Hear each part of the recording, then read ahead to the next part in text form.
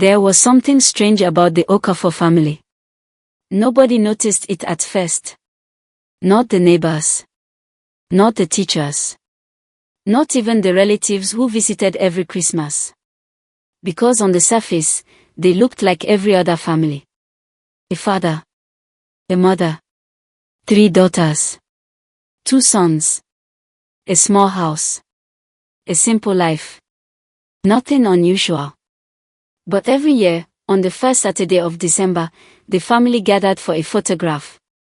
The father would sit in the middle. The mother beside him. The younger children would stand around them. Everyone would smile. The camera would flash. And another family picture would be added to the wall. There was only one problem. 6 people lived in that house. But only 5 people ever appeared in the photographs. The missing person was always the same. Amara. The oldest daughter. The girl who cooked the food. The girl who washed the clothes. The girl who carried water every morning before sunrise. The girl who practically raised the other children. The girl who gave up school so her siblings could continue theirs. For some reason nobody could explain, Amara was never allowed to stand in the family photograph. The first time she asked why, she was 6 years old. Her father slapped her so hard that she fell off the wooden stool she was standing on. The second time she asked, she was 10. Her mother tore the photograph into tiny pieces and burned it in front of her. After that, Amara stopped asking. At least out loud. But some questions never really disappear.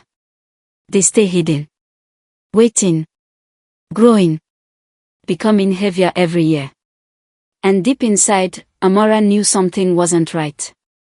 Because people don't erase someone from every family photograph for no reason. They erase them because they are hiding something. And 17 years later, she was finally going to discover what it was. People often say that every family has secrets, but the Okafor family had a secret so strange that even the walls of their house seemed afraid to speak about it.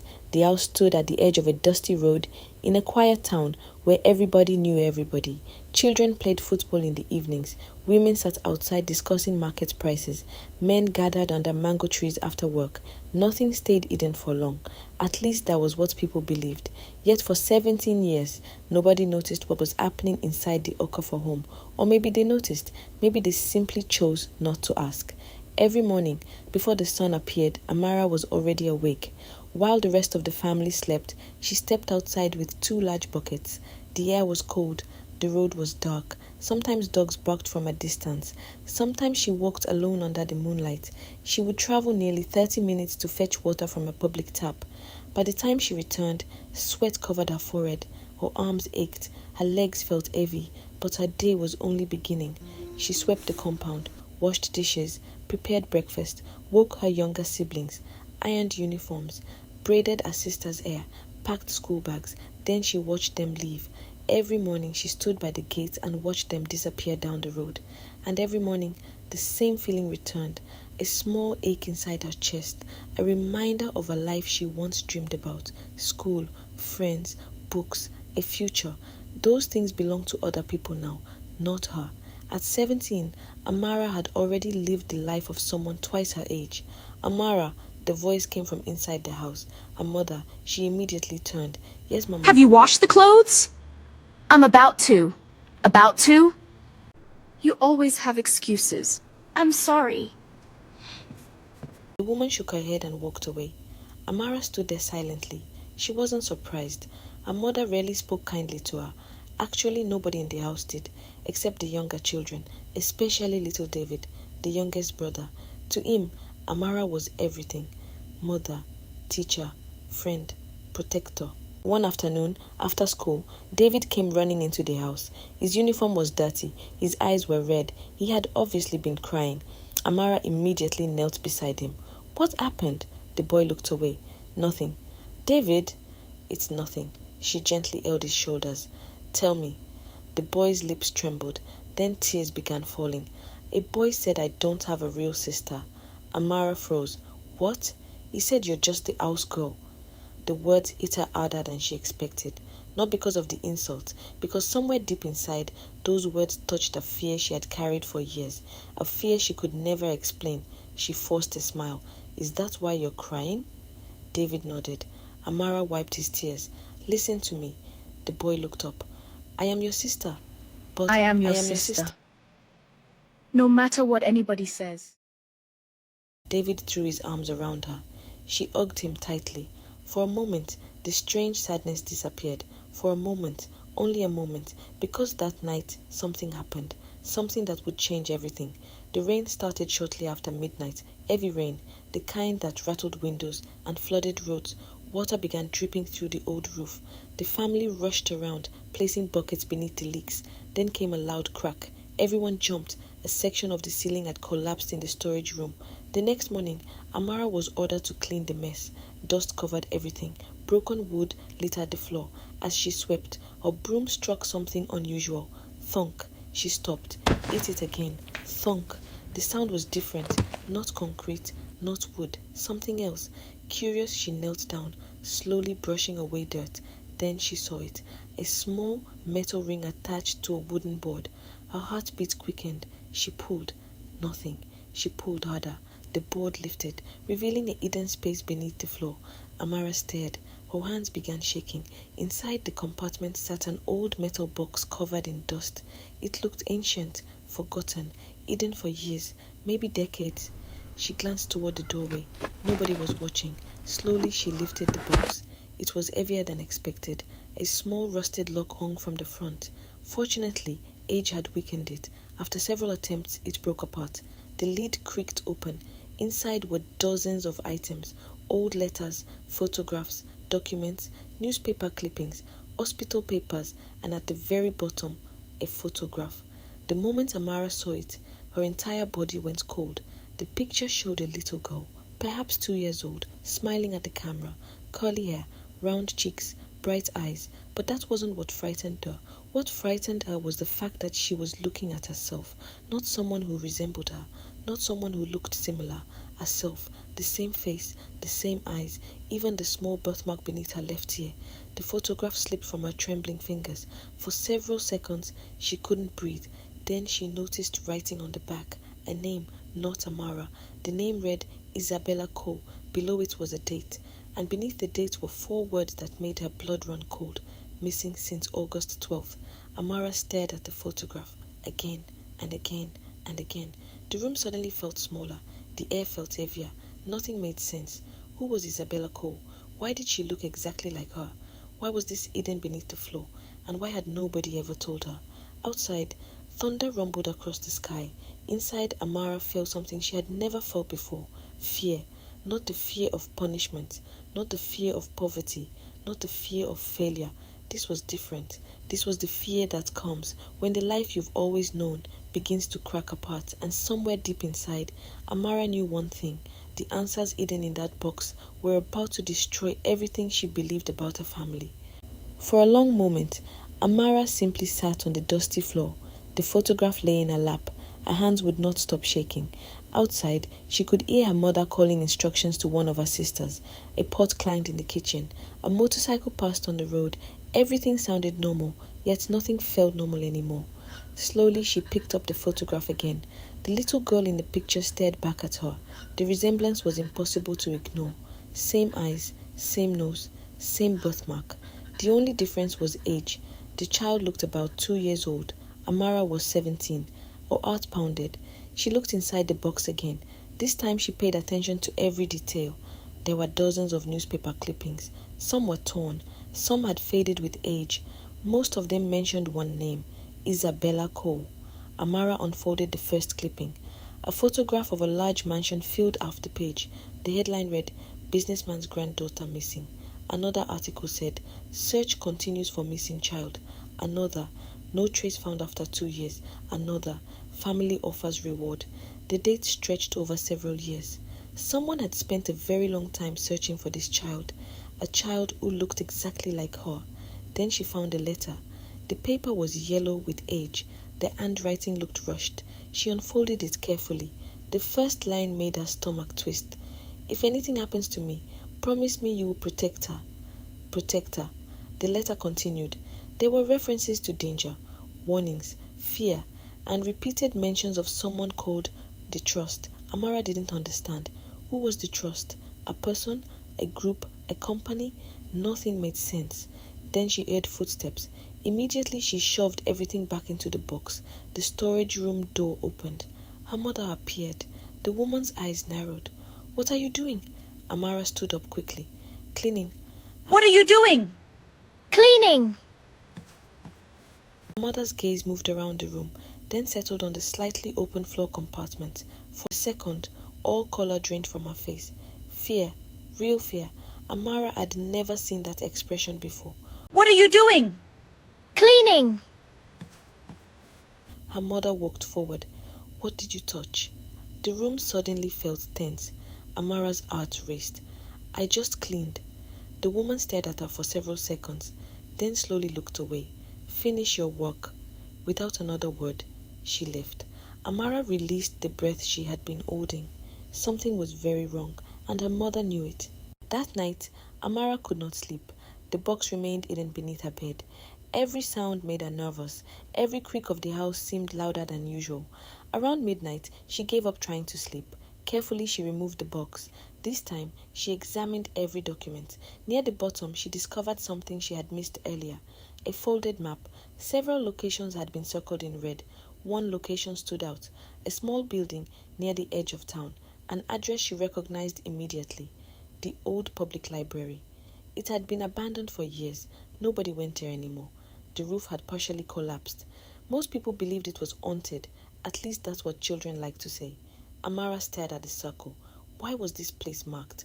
What connection did it have to Isabella Cole? Before she could think further, a sound outside the window froze her. A car engine. Very late at night. Amara moved carefully toward the curtain. Then she peeked outside and saw it. A black car, parked across the street. Her heart nearly stopped. She recognized it immediately. She had seen that car before. Not once, not twice, many times, always parked far away, always watching, never approaching, never leaving any explanation. The driver's window slowly rolled down. Amara held her breath. An old man sat behind the wheel. His face looked tired, sad, lonely. For several seconds he stared directly at the house. Then his eyes moved upward, toward her window, toward her. The old man's expression changed instantly. His eyes widened, almost as if he couldn't believe what he was seeing. Then something even stranger happened. Tears appeared in his eyes.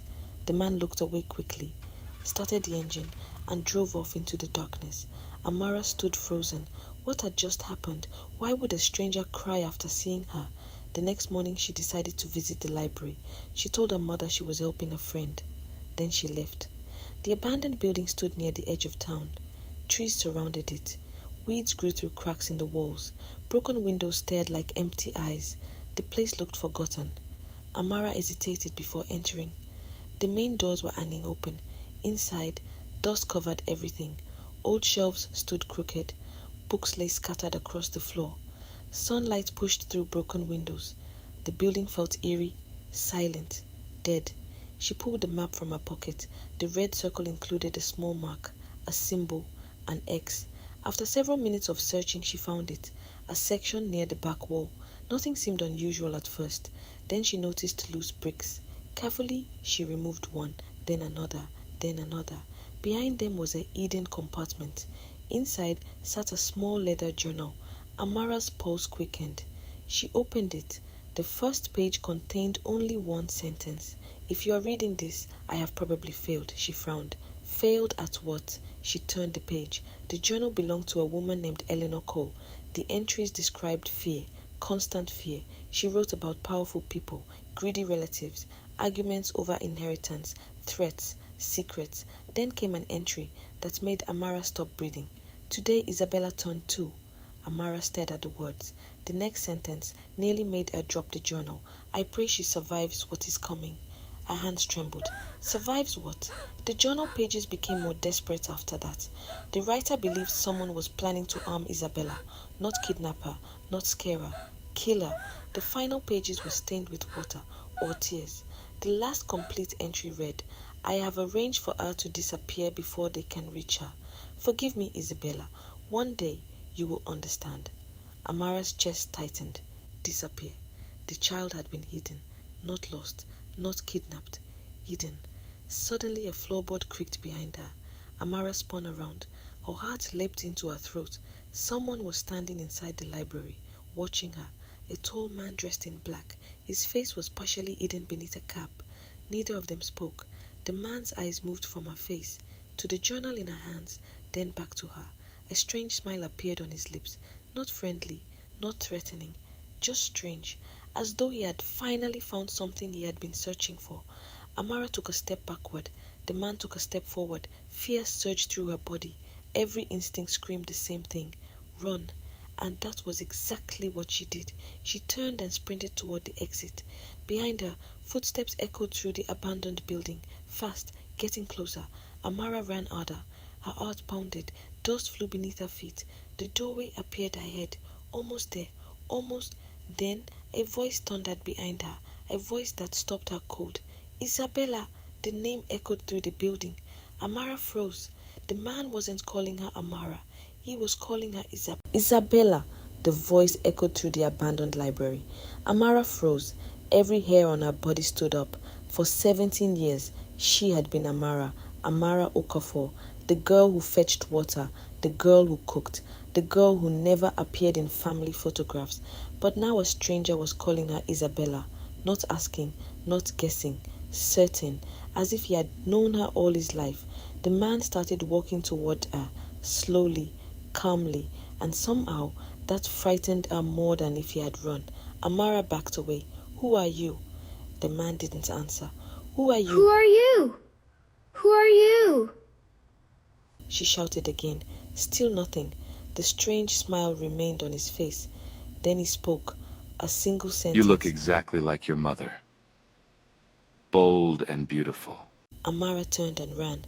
This time she didn't stop. She burst out of the library, raced through the overgrown grass, jumped over a fallen fence, and didn't slow down until she reached the main road. Only then did she look back. The man was gone, completely gone, as if he had never been there. That night Amara couldn't eat, she couldn't sleep, she couldn't think. Every time she closed her eyes, she heard the stranger's voice. You look exactly like your mother. A mother? Which mother? The woman at home? Or Isabella's mother? The questions were multiplying faster than the answers, and something else bothered her, something she couldn't explain. The man hadn't looked surprised to see her. He had looked relieved, as if he had been searching, waiting, watching, for years. 3 days later, another strange thing happened. Amara was returning from the market after delivering bread for a local baker. The afternoon sun was beginning to fade. The streets were crowded. People moved in every direction. Children played. Vendors shouted. Life felt normal until she noticed a little girl standing alone. The child couldn't have been older than 6. She stood beside the road crying. Nobody seemed to notice her. Amara immediately walked over. Hey! The girl looked up. Tears covered her face. Are you okay? The child shook her head. I can't find my mommy. Amara's heart softened. What's your name? Zara. Okay, Zara. We will find her. For the next 20 minutes, they searched the market. Finally, they located the child's frantic mother. The woman rushed forward and hugged her daughter tightly. Thank you. The relief in her voice was obvious. Then she looked at Amara, really looked at her, and suddenly her expression changed. The woman became pale. Her eyes widened. For a moment she looked terrified. Then she whispered something strange, very strange. So you're alive? Amara's blood ran cold. What? The woman immediately looked away. I thought you were someone else. Then she grabbed her daughter and hurried away, almost running. Amara stood frozen. The words echoed in her mind. So you're alive. That was the second time in 1 week a complete stranger had reacted to her face. The second time, and she was beginning to realize something. People knew Isabella, more people than she thought. The following Sunday brought the biggest shock yet. The family was preparing for church. Everyone was dressed, everyone except her father. Mr. Okafor sat alone outside, staring into the distance. A bottle rested beside him, unopened. That was unusual. Normally he would already be drinking. Amara was about to leave when he suddenly spoke. Come sit. She stopped. Her father almost never asked her to sit with him. Carefully, she obeyed. For several moments, neither spoke.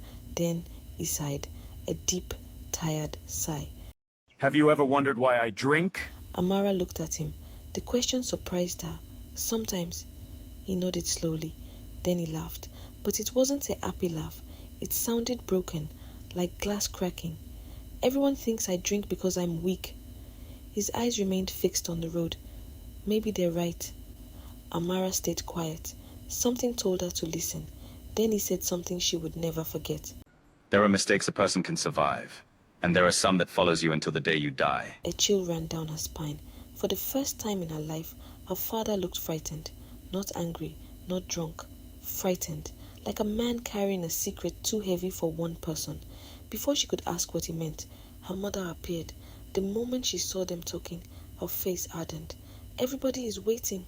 Her father immediately stood. The conversation ended, just like that. But Amara noticed something. As he walked away, his shoulders looked heavier than ever.